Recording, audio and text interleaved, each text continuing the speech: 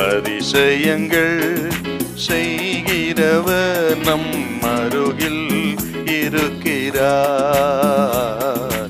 அற்புதங்கள் செய்கிறவர் என்றும் நமக்குள் வசிக்கிறார்.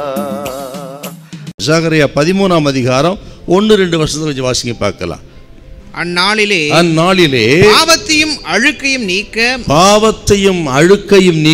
தாவீதின் குடும்பத்தாருக்கும் எருசலேமின் குடிகளுக்கும்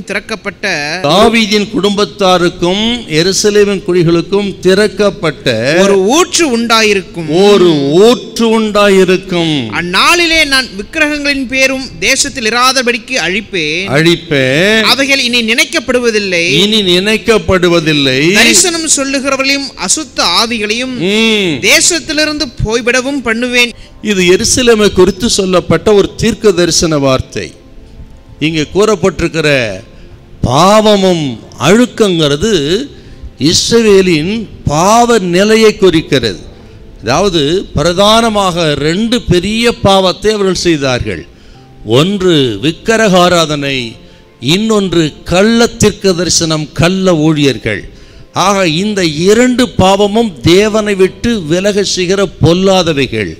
இப்படிப்பட்ட இந்த பாவ அழுக்கை நான் நீக்கப் போகிறேன் என்று ஆண்டவர் தீர்க்க தரிசனமாய் பேசுகிறார். இந்த விக்கிரக ஆராதனைங்கிறது அன்றிலிருந்து இன்றும் இருக்கிறது. வெளிப்படுத்தல் 9, 20, 13 வாசித்து பாருங்க. கடைசி வரை விக்கிரக ஆராதனை. அப்படி ஜனங்களோடு ஜனங்களாக கலந்துவிட்ட ஒன்று இந்த விக்கிரகார பாவம்.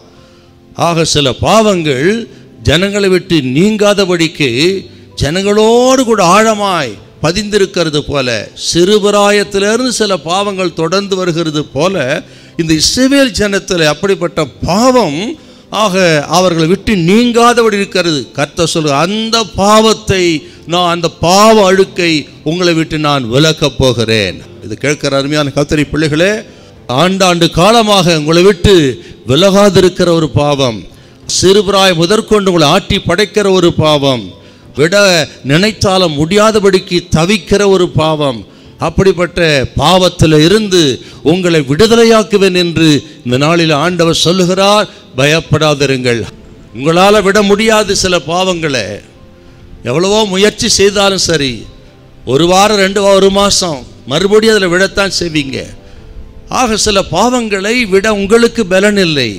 அதே நேரத்தில் ஆண்டவரை சார்ந்து கொள்ளும் பொழுது, அவரை நம்பும் பொழுது எப்பேற்பட்ட பாவத்திலிருந்து விடுதலையாக்க கர்த்தர் வல்லவராயிருக்கிறார். ஹல்லேலூயா, ஹல்லேலூயா.